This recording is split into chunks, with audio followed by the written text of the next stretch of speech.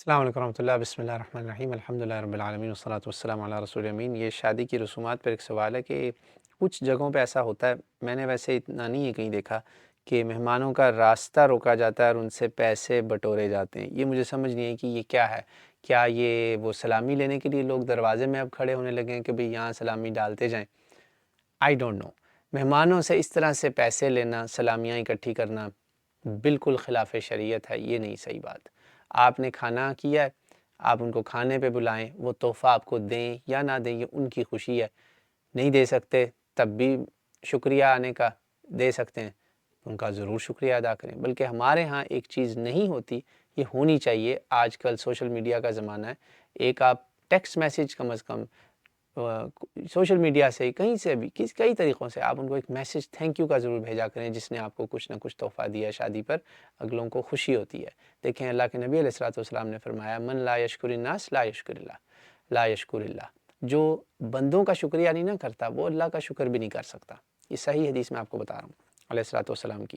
تو زبردستی پیسے نہ لیں، نہ ہی پیسوں کی توقعات لگائیں، ان توقعات کو سامنے رکھ کے نہ خرچے کریں شادی کے۔ اور مہمانوں کو خود ہی خیال کرنا چاہیے کہ بھئی اگر آپ ایک جگہ جا رہے ہیں، پورا ٹبر لے کر جا رہے ہیں یا پورا قبیلہ لے کر جا رہے ہیں، وہاں آپ اکیلا ایک فیملی جو ہے کنبہ پورا، وہ کوئی 20,000 کا کھانا کھا جائے گا اور 5-10,000 کا کھانا ضائع کرے گا، تو اتنا تو آپ کا بنتا ہے کہ آپ وہاں اس کا 10% بھی کم از کم دے آئیں، دے کر آئیں، وہاں پہ کنجوسی بخل نہ کریں۔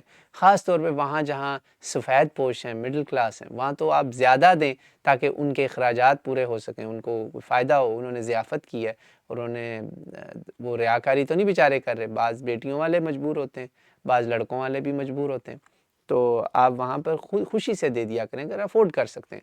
نہیں افورڈ کر سکتے تو کوئی بات نہیں، مگر پھر وہاں پہ کنبہ پورا نہ لے کر جائیں، ان پہ بوجھ نہ بنیں۔ یہ میں خاص تاکید کر رہا ہوں جگہ پہ جہاں پہ آپ کو پتہ ہے کہ ان کی فائنینشیل پوزیشن ایسی نہیں ہے کہ ہم یہاں جائیں اور کھانا ہی کم پڑ جائے۔